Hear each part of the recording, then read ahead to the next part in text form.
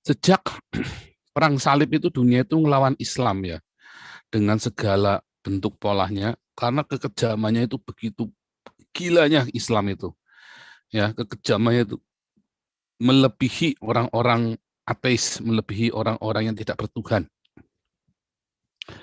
Dan kemudian ketika mereka berhasil menguasai satu tempat, mereka hapus sejarah dari tempat itu dan mereka bikin sejarah baru, menyebarkan kebohongan demi kebohongan, menebarkan semua riwayat-riwayat palsu demi kepentingan para penguasanya, dan mereka manipulasi rakyatnya, mereka takut-takutin, pelan-pelan mereka intimidasi, rubah semuanya, ya kayak si itu ya si Joseph Paul Goebbels itu ya.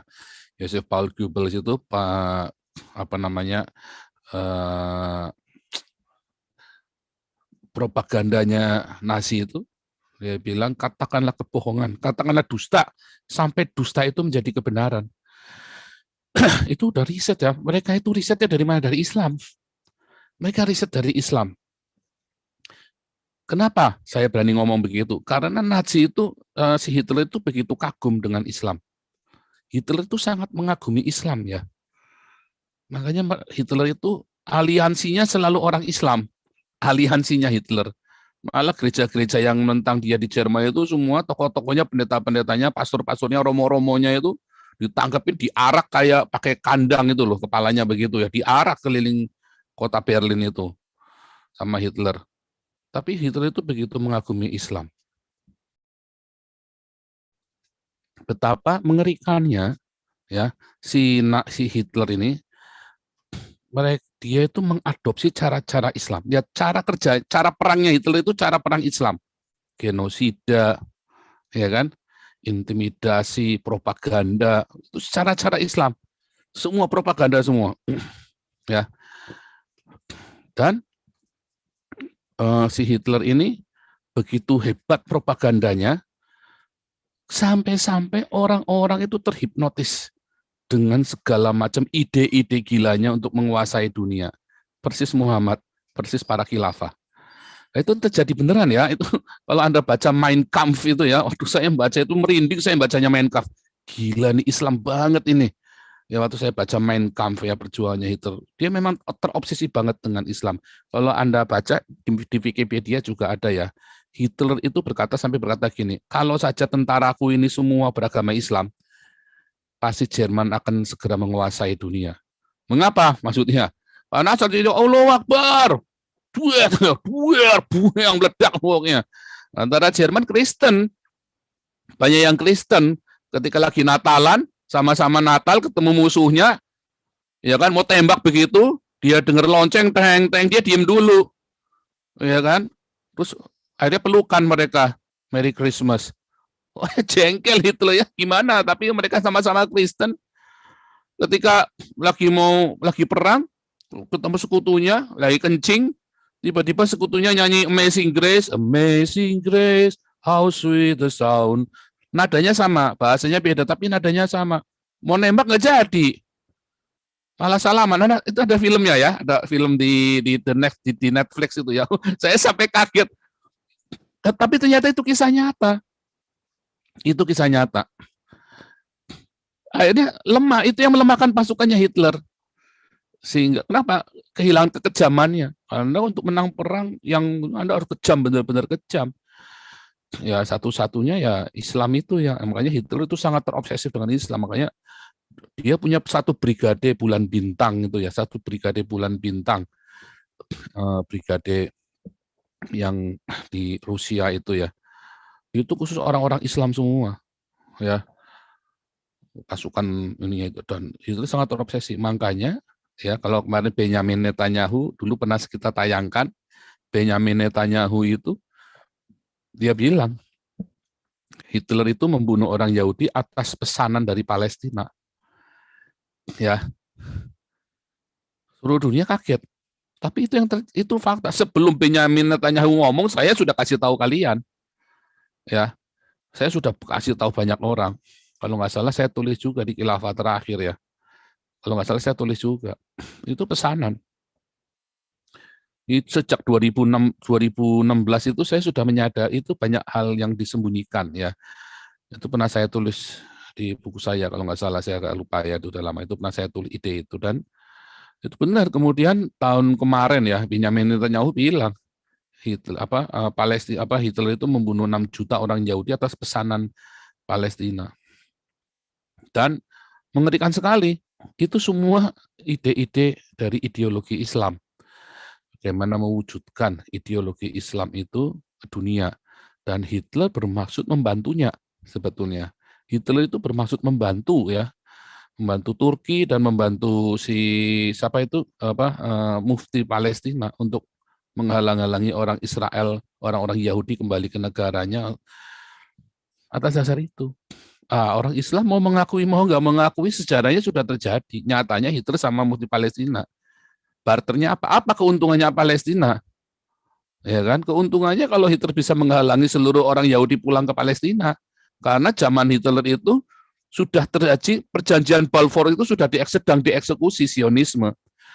Makanya si mufti Palestina itu mau deal dengan Hitler. Itu adalah sejarah yang paling logis mengapa orang Palestina itu mau. Dan dunia itu ya sejak perang salib itu dia ngelawan Islam, karena Islam itu kejamnya minta ampun, ya, kejamnya minta ampun. Dan ya tadi ya, dengan mendustai, dengan membuat peradaban baru. Makanya sampai sekarang Arab Saudi itu nggak punya peradaban pra-Islam, nggak punya sejarah pra-Islam. Sejarah pra-Islamnya itu kacau balau. Semuanya itu cuma bualan-bualannya para penulis-penulis, nggak ada. Sebenarnya punya arkeologi nggak? Daerah Arab Saudi punya, tapi semua itu dihancurkan semua oleh orang Islam sendiri. Yang di Yaman, yang di Qatar, itu semua ada penduduknya semua, dihancurkan semua sama Islam. Ya. Yang di Irak itu kalau tidak ada orang Jerman ya tahun 1800-an itu yang ngangkut itu gerbang Istar itu ya ke Berlin, maka Mesopotamia nggak punya sejarah juga, nggak punya sejarah. Sejarahnya cuma yang ada ditulis di Alkitab, nggak ada bukti sejarah lainnya. Tapi untung itu arkeologi diangkat, sehingga itu membenarkan apa yang di Alkitab dan yang di Al-Quran itu ngawur jelas ngawur. Cerita-cerita di Al-Quran itu nggak ada semua. Apa yang ditulis di Al-Quran tidak pernah ditemukan arkeologinya. Apa yang ditulis di Alkitab itu ada semua arkeologinya. Dan itu yang menemukan orang-orang liberal. Orang liberal itu justru banyak menyingkapkan bukti-bukti Alkitab ya. Dengan keskeptikannya mereka itu justru membongkar dan meneguhkan bukti-bukti arkeologi yang ada di Alkitab. Sekarang tinggal perjanjian baru bukti arkeologinya, karena kan Israelnya juga baru tahun 1948 kan, baru bisa diakses dengan bebas kan, baru tahun 1948 masalahnya. Jadi sekarang ini berpacu kita bukti-bukti arkeologi perjanjian baru versus ini kan teolog liberal, ya kan? Nah, itu yang sekarang terjadi. Dan di Daniel 12 katakan ini akan menjadi rahasia sampai di akhir zaman baru dibuka. Mengapa di akhir zaman baru dibuka? Karena sejak tahun 300 orang Yahudi itu disingkirkan, tradisi Yahudi itu disingkirkan dari Bapak Gereja. Bapak Gereja sudah tidak kenal tradisi Yahudi lagi. Orang Natalnya aja tanggal 25 Desember, orang Paskahnya saja hari Minggu. Ya kan? Paskahnya itu hari kebangkitannya Yesus. Jadi sudah geser semua, bapak-bapak gereja itu sudah banyak menggeser justru. Jadi kalau Anda mau belajar dari bapak gereja sebagai rujukan, ya salah. Bambang Nursena yang ngawur, bilang orang Kristen Syria paling dekat dengan gereja para rasul. Justru Kristen Syria itu, gereja Kristen Ortodok, itu yang pertama kali menyimpangkan ajaran para rasul. Di dalam Perang Dunia Pertama, ya, aliansinya Jerman itu kan Turki dan negara-negara Islam. Ya, kenapa negara-negara Islam mau beraliansi dengan Jerman? Waktu itu belum Hitler ya, Perang Dunia Pertama. Karena negara-negara Islam itu ingin lepas dari penaklukannya Barat. Wah, Barat ini memang menjajah, Pak. Oh, bukan. Karena orang Islamnya belagu, petakilan, peting-tingan, ya, makin didiemin, makin petakilan, makin peting-tingan, dihajar, buang sama Vatikan kan, waktu perang salib kan perang salib itu kan Islam kan kobul-kobul kan, sampai mencet-mencet, muntah-muntah kan dihajar sama pasukan salib kan. Hanya sekali saja pasukan salib itu kalah, zamannya Salahuddin. Sekali itu saja. Terus wah, buat pamer-pamer. Tapi nyatanya perang salib itu Islam kalah kobul-kobul. Ya kan? Kobul-kobul sampai jerit-jerit, mencet-mencet sampai berak darah lah itu pokoknya. Bangkrut ya. Kemudian ada kampanye ya tahun 1500 itu menaklukkan Bizantin. Wah, menang Bizantin senang. Wah, ceritanya yang heroik-heroik itu nggak ada, itu cerita heroik-heroik. Bizantin itu sudah runtuh di zaman perang salib yang terakhir. Di akhir perang salib ya 1200 sekian itu, di akhir perang salib pasukan salib sendiri yang menghancurkan Bizantin, sudah hancur. Bizantin itu sudah hancur. Dan nggak bisa bangun lagi. Mau bangun pakai apa? Perekonomian udah dilumpuhkan semua. Kenapa? Karena si Bizantin itu mengkhianati perjanjian dengan pasukan salib.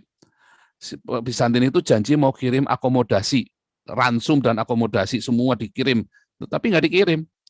Makanya pasukan salib itu yang terakhir itu kejamnya minta ampun, ngerampok sana ngerampok sini. Karena mereka harus makan dan mereka harus menang.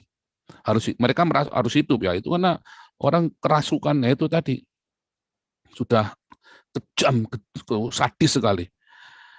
Kenapa? Kalau Kristen katanya nggak penuh kasih sadis. Nah itulah. Nah itu nanti saya ceritakan kenapa bisa ada perang salib. Nah, Anda tahu waktu Bizantin itu sudah kalah, yang ngalahkan pasukan salib sendiri. Waktu Islam masuk ke Bizantin, itu pepesan kosong. Bizantin itu udah nggak ada apa-apanya. Yang belum rantai-rantai besar apa itu nggak ada. Itu kan karangannya si orang Islam, tulisannya orang Islam. Nggak ada. Sudah runtuh. Jangankan sama orang Islam itu, sama pasukan salib aja udah kalah kok. Jadi nggak ada cita-cita heroik seperti yang diomongin sama si Felix Sial itu. Felix Sallallahu Asali Wala ya, nggak ada itu saudaranya Muhammad itu Felix ya itu kan, nggak ada zina pengkhianat itu, nggak ada, bohong dia, goblok dia. Dia belajar sejarahnya di sana, coba dia belajarnya sama Vatikan ya beda, nanti tahu dia yang benar. Ngawur semua. Islam itu kalau bikin sejarah pokoknya ngawur wala-wala itu. Wala-wala pokoknya kalau bikin sejarah itu wala-wala. Kenapa wala-wala? Memang dibikin buat heroik. Nah, nyatanya sekarang setelah pasca Bizantin menang, pernah nggak Islam itu menang perang menaklukkan Bizantin? Pernah nggak dia menang perang lawan negara-negara agama Kristen? Nggak pernah. Nggak pernah. Bahkan waktu mereka nyerang ke Wina pun akhirnya keok juga, mencret darah juga. Balik waktu mereka nyerang ke Wina abad ke-16 itu kan pasca penyerang Bizantin kan, masih anget-anget kan, terus mereka pergi ke Wina, mencret juga, nggak bisa. Dan akhirnya seluruh dunia Islam itu ditaklukkan oleh negara-negara Kristen, ditaklukkan sampai miskin-miskinnya. Ya karena dibongkar semua. Yang miskin siapa? Penguasanya. Rakyatnya dari dulu juga miskin. Di zaman Islam pun rakyatnya miskin. Wah Pak makmur Pak, bohong kamu, goblok kamu itu kemarin si Aida. Mau ditipu dia. Saya tanya buktinya mana, nggak bisa keluar buktinya kan. Tapi saya mana linknya bawah sini, tunjukkan salahnya di mana, tetap nggak bisa keluar. Kenapa? Ya karena memang bohong semua. Obama ingin mengembalikan Amerika ke zaman Madinah, zaman para rasul. Obama gobloknya minta ampun. Nggak ada orang Amerika, bahkan saat Joe Biden sendiri pun yang jilat pantat Islam itu kan, Joe Biden kan lagi jilat pantat Islam. Saat Joe Biden pun nggak kepengin Amerika kembali ke zaman Madinahnya zaman Muhammad. Orang goblok yang pengen ke zaman Madinahnya Muhammad. Ya kayak Amin Rais itu, ya Indonesia Masyarakat Madani, kayak kalian ini, kayak gereja-gereja ini yang latah Indonesia Masyarakat Madani. Goblok kalian. Gitu, itu cerita fakta ya. Jadi nggak ada, orang Islam itu dari dulu memang miskin, yang kaya bangsawannya, kelihatannya kaya, hedonisme semua bangsawannya. Kalian umatnya disuruh kebiri, disuruh tititnya yang ngaceng-ngaceng itu diikat, bangsawannya kalian itu kawin sana kawin sini, tebar sperma di mana-mana. Ya kan, kalian bilang tutup perempuan-perempuannya dikarungin, para pemimpin kalian termasuk Raja Arab itu senengnya hobinya nonton tari perut. Ya kan ngaceng semua kalau ngeliat tari perut udel-udel gitu, mendingan perutnya saya ngeliat perut saya gembul lebih, ya kan. Wah, itu tari perut orang-orang Arab ini ngaceng semua. Kenapa? Ya itu karena memang Islam dipakai untuk ngelabuin kalian. Ustadz itu kalau habis khotbah itu ya dikasih cewek, terus mutah dulu, syahadat dulu. Jangan pikir saya bohong.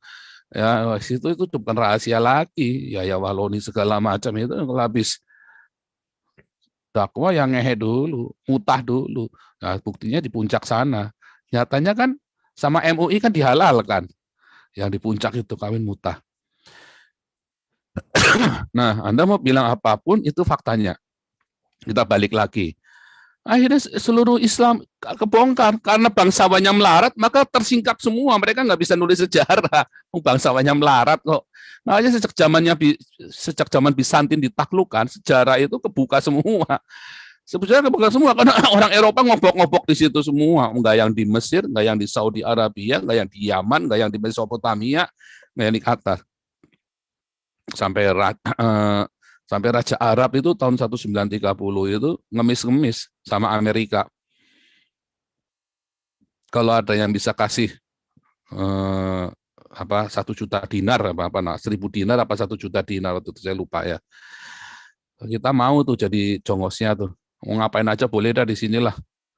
Ambillah kasih oil drilling. Tahun 1930 Arab itu baru berhasil ya, baru membangun perekonomiannya. Berkat siapa? Berkat Amerika sama Inggris. Kalau tidak ada Amerika sama Inggris, negara-negara Arab itu masih kere sampai hari ini. Siapa yang hari ini kaya? Tetap bangsawannya. Ya, rakyatnya yang melarat. Makanya masih pada kesini. Yang dari Yaman, ya kan? Kalau membelot ya bisa dibunuh kalian. Rakyatnya orang-orang Saudi ini perginya kemana ya? Ke Indonesia. Ya kan, mau ke Amerika segala macam mereka nggak sanggup. Mereka mau berangkat ke sini pasti jadi asilum, jadi refugee. Tertawa jahat. Itu faktanya ya, orang dari Yaman, dari Yordania. Ya kemarin Anda lihat sendiri putri Arab Saudi yang bersembunyi di mana itu ke Jerman itu ya, ke Jerman lalu katanya pindah ke Amerika itu putri Arab Saudi atau istrinya siapa gitu, bangsawan itu kan istrinya Pangeran Saudi itu. Oh, itu kenyataan. Mereka semua larinya ke negara kafir semua. Karena rakyat Anda kalau lihat ya dibuka yang benar ya itu rakyat Saudi itu kasihan loh. Ada tempat-tempat kumuh katanya, wah negara mewah. Iya, tapi itu semua punyanya bangsawan-bangsawan yang menikmati. Rakyat itu dikasih makan, tapi digoblokin kayak kamu punya anjing dikasih makan, kamu punya anjing dikasih makan, persis kayak gitu. Anda punya anjing, kasih makan. Rakyat sendiri muak akhirnya. Makanya ada Arab Spring itu ya. Saya nulis di buku saya Khilafah Terakhir juga, Arab Spring. Mengapa ada Arab Spring? Yaitu saya kasih ada beberapa reason. Tetapi tidak satu pun ya Arab Spring itu karena mereka ingin agama Islam ditegakkan, nggak ada. Justru mereka muak dengan ulama-ulamanya, dengan raja-rajanya. Makanya ketika si Muslimin Brotherhood itu mau masuk, ditolak sama mereka, nggak mau. Ya, Arab Spring itu nggak ada kaitannya dengan mereka itu ingin agama ditegakkan. Justru mereka sudah muak dengan agama, makanya terjadi Arab Spring. Arab Spring nggak ada yel-yel Allahu Akbar apa segala macam, nggak ada. Arab Spring itu memang menggulingkan penguasa-penguasa yang Islam itu. Makanya akhirnya setelah Arab Spring itu jadi sekuler. Beberapa yang nggak bisa akses, yang orang-orang Islam yang masih ingin bertahan, ya ini perang saudara. Arab Spring itu malah bikin perang saudara ya antara Islam yang dengan yang nasionalis yang ingin membuka diri anak-anak muda. Wah, malah jadi perang saudara. Oh, itu ditunggangi Pak sama Barat. Nah, itulah orang Islam itu memang pelol. Begitu dia jadi Islam pasti akan mudah ditunggangi oleh orang lain. Kayak Indonesia kan, kalian kan bilang selalu diadu domba kayak kemarin. Oh, diadu domba sama Cina, diadu domba sama Amerika. Ya karena tolol. Coba kalian belajar sama negara Cina. Bisa nggak diadu domba negaranya? Nggak bisa. Coba kamu lihat Jepang, bisa nggak diadu domba? Nggak bisa. Nggak bisa. Coba kamu lihat negara-negara kafir, bisa nggak diadu domba? sama Arab Saudi, sama Arab, orang-orang Arab datang ke sini. Bisa nggak? Nggak bisa. Bahkan ketika orang Arabnya minggu kemarin, 1 minggu ya, selama 1 minggu Jerman bersih-bersih dari Islam radikal. Selama 1 minggu dibersihin semua itu Islam radikal di Jerman. Ya Anda bisa lihat nanti beritanya itu ya. 1 minggu dibersihin loh, itu Islam radikal di Jerman itu. 2 orang mati, polisi ya. Polisinya ada 2 orang polisi Jerman itu. Tangkepin satu-satu. Kebanyakan dari Turki, Salafi. Geblek itu pokoknya. Makanya kalian pengagumnya Anies itu hati-hati, Salafi semua itu. Hati-hati itu. Anies itu kan ininya penyembahnya Erdogan kan. Hati-hati. Waktu dia mau jadi gubernur itu kan penyalon kan dia jilat pantat Erdogan sak kremi-kreminya, sak tai-tainya, sak kremi-kreminya kan. Hati-hati itu PKS semuanya itu Salafi semua itu, hati-hati itu kamu. Ya, si siapa itu Pierre Vogel yang kalian elu-elukan itu Salafi itu. Wah, itu bukan Islam, Pak. Nah, tapi kalian elu-elukan terus coba kalau lagi debat di Facebook, Pierre Vogel selalu keluar, selalu dibahas Pierre Vogel kan. Nah, Salafi itu Pierre Vogel itu. Wah, di Belanda juga sama. Itu lupa lagi saya mau bikin terjemahannya kan. Sama di Belanda juga sama. Ngeri. Nah, oke. Anyway, sebelum saya ngoceh-ngoceh lebih lanjut ya, ini ada jagoan kita, susu kuda. Mana nih? Mana cowok susu kuda? Ya, Rahayu. Rahayu. Senang bisa kembali lagi di channel Luar panas biasa. Nabi 26 Joseph Paul Chang. Buka, jus, Gubrak, gubrak. kubrak. Ketawa Ketawa jahat. jahat. Ya, oh ya, Pak Paul, ngomong-ngomong soal tadi di awal kan Pak Paul sebut kata dusta ya. Pak Iya, Paul ingat nggak yang berita mengenai yang di Perancis yang Pak Samuel Paty yang seorang guru dipenggal itu? iya, Ternyata kan ada keluar ya berita geger, ternyata akar permasalahannya itu iya. ternyata itu adalah ya dari kedustaan ya Pak ya, dari seorang Yes. remaja itu. Ya, Gila ya, Bapak tahu ya beritanya ya. tahu. Itu Itu kan dipelintir kan, iya, terus yang sadis yang banget Pak. yang itu yang pertama kali memposting itu ditangkap, Iya. ya kan? Kemarin kan kita pernah bahas. Yang pertama kali memposting di Facebook itu ada yang ditangkap. Dia yang memprovokasi pertama kali, yang membuat orang-orang terprovokasi untuk melakukan pembunuhan kan? Nah, itu dia tuh Pak. Sadis banget ya, maksudnya tadi saya diskusi sama beberapa teman. Ya. Teman saya bilang tadi nyebut, waduh itu gila juga ya anak remaja umur 13 Mm-mm. tahun apa sudah bisa dan tega bohong seperti itu. Nah, teman saya diskusi tadi apakah itu karakternya dia begitu atau teman saya bilang nih karena backgroundnya anak itu kan migran Maroko ya. Ya. Teman saya bilang ini teman saya ya yang bilang jangan-jangan Mm. itu karena dia sudah ditanamkan konsep takiyah atau apa gitu dari usia dini apa gimana gitu jadi seperti itu. Soalnya begini Pak, saya lihat jadi bahaya banget ya Pak kalau kebohongan dan dusta yang seperti macam begini gitu yang akibatnya Ya. instan dan fatal, nyawa melayang Ya. begitu. Nanti bisa-bisa ini jadi salah satu apa kayak pionir gitu ya, kayak dicontoh, dikopi sama orang-orang nggak bertanggung jawab yang seperti itu. Mm-mm. Nanti taktik seperti ini jadi dasmu dasku gini Ya. gitu. Jadi kayak saya ingat di film, ada satu film namanya Death Note ya Pak ya. Di film Mm-mm. itu jagoannya kan dapat buku tulis yang kalau nama orang Iya. ditulis sama jamnya langsung mau kapan langsung grubiak mati Iya. gitu. Ini kan kayak gitu kan Pak. Dia bohong seperti itu, dusta seperti itu.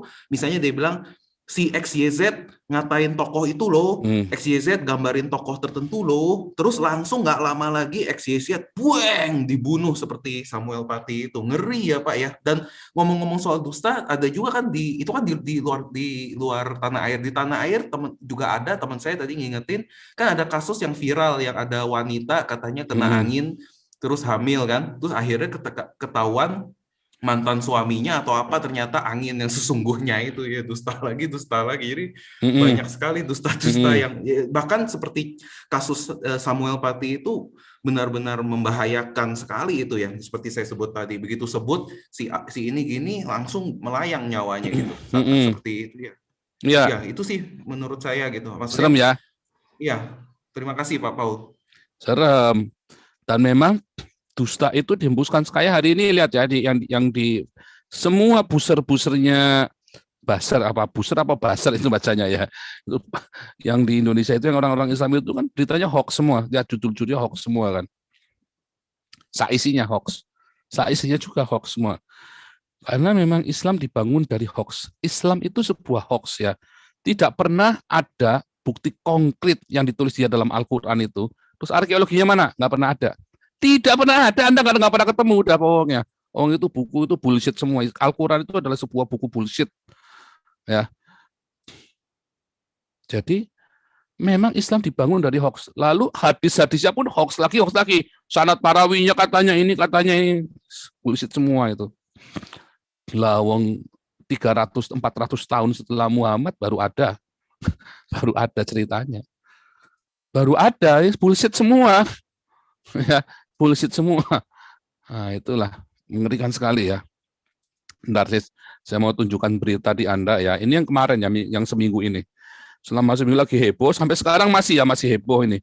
Ini yang saya ambilkan yang bahasa Indonesia aja. Nah, nanti kemudian kita lanjut ya. Bentar. Jadi Anda para pecinta Pierre Vogel, ini lagi jadi buron ya, Pierre Vogel ya. Para pencinta Pierre Vogel, ini lagi buron sama pecinta Erdogan ya. Rumah kelompok Salafi Jerman digerebek terkait terorisme ini Kamis 25 Februari 2021. Ini masih lanjut lagi ya selama full itu ya, berhari-hari itu ya. Masih lanjut selama berhari-hari. Lihat. Aparat kepolisian Jerman menggerebek sejumlah lokasi Berlin dan negara bagian Brandenburg untuk mencari bukti dugaan tindak pidana terorisme yang dituduhkan kepada organisasi Muslim Salafi, Jemaah Berlin atau Tauhid Berlin itunya grupnya Pierre Vogel. Dilansir Associated Press, Kamis 25 Februari, kepolisian Jerman mengerahkan 850 anggota. Serius bener ya, 800 tentara itu, 800 anggota itu dikerahkan buat merebek seluruh ini di Jerman. Ngeri ya. Termasuk unit khusus untuk menggerebek sejumlah apartemen yang dihuni anggota organisasi itu. Menteri Dalam Negeri negara Berlin salah ini. Memang itu negara federal ya, Jerman itu federal, tapi tentunya bukan negara Berlin, mungkin provinsi kali ya. Andreas Gisel atau negara Jerman mungkin ini maksudnya, menetapkan Jemaah Berlin sebagai organisasi terlarang. Penyebabnya adalah organisasi itu diduga mengusung ideologi radikal, mirip seperti kelompok teroris ISIS. Organisasi itu, kata Geisel, dari dua kelompok, yang ini khusus laki-laki dan perempuan. Mereka kerap menggelar pengajian di kediaman anggota dan taman kota, dan menyebarkan ajarannya melalui selebaran. Nah itu yang seringkali bilang, wah itu orang itu ya, sudah banyak yang jadi Islam itu orang Jerman. Nah, itu ya, itu nggak ada itu. Yang kelompok yang mereka ya orang mereka sendiri lagi, yang Arab lagi, yang orang-orang Indonesia banyak ya Salafi ya. Wah, itu lagi ketar-ketir itu. Orang-orang PKS yang ada di Berlin itu lagi ketar-ketir semua tuh. Karena mereka kan Salafi kan. Larangan terhadap organisasi itu adalah sinyal bagi kelompok ekstremis agama lain. Kami akan memerangi terorisme hingga ke akarnya. Kami tidak akan membiarkan ajaran teror disebarkan dan mengagungkan kelompok teror ISIS, kata Geisel. Agama mana yang teror? Cuman Islam aja. Menurut pernyataan pemerintah, organisasi itu menyebarkan ajaran anti-Yahudi, membolehkan melakukan aksi teror terhadap warga sipil. Serem ya. Ini ajaran siapa coba anti-Yahudi ini? Menyebarkan ajaran anti-Yahudi. Sesungguhnya kiamat tidak akan terjadi sampai orang-orang Islam itu membunuh semua orang Yahudi. Ngehek malam Jumat aja itu membunuh 100 Yahudi. Ngehek saja ya sama dengan membunuh. Saat Anda ngehek malam Jumat sama dengan membunuh 100 Yahudi. Pikiran Anda itu diajarinya. Ngehek aja Anda bisa bunuh kebencian. Olala bebe 100 Yahudi mati. Ya kan? Iya begitu kan? Begitu olala bebe ngehe 100 Yahudi mati kan? Dilansir Reuters, kelompok itu juga pernah berhubungan dengan warga Tunisia Anis Amri yang menjadi pelaku teror di pasar Natal Berlin 2016 silam. Saat itu Amri membajak sebuah truk dan sengaja menabrak sejumlah orang yang berada. Ngeri ya, waktu itu kejadian 2016 itu ngeri ya. Orang tuh sampai bingung apa yang sedang terjadi itu loh. Salahnya apa? Ditabrak semua begitu, salahnya apa? Sebanyak 12 orang meninggal akibat perbuatan Amri. Sejumlah pengikut Salafi di Jerman terus meningkat 2009 lalu tercatat 12.000 pengikut Salafi di Jerman. Nah, ini yang kemarin disebut sama si kuda hitam itu. Sudah ada 4.000 orang Jerman yang jadi ini. Ya, ini 12.000, bukan 4.000, 12.000-nya itu Salafi di Jerman. Ini biadab semua, lagi diperangin, termasuk nabinya kamu itu si Pierre Vogel itu, yang pernah saya bikinkan videonya. Serem. Serem ya. Haleluya. Jadi di Belanda juga sama ya. Di Belanda juga sedang memerangi ini ya, Salafi ini ya. Di Belanda juga. Bukan cuma Geert Wilders, Mark Rutte pun memerangi itu. Di seluruh Eropa. Jadi Anda jangan, Eropa itu sangat terbuka bagi semua agama dan tidak pernah mendiskreditkan agama manapun. Tetapi jangan sampai ingin mengganti ideologi dengan ideologi Islam. Oh, tidak akan bisa. Tidak akan bisa. Kamu mau beranak pinak hebat kayak apa di sini nggak akan bisa. Gitu. Oke, nanti kenapa tidak bisa? Nah, nanti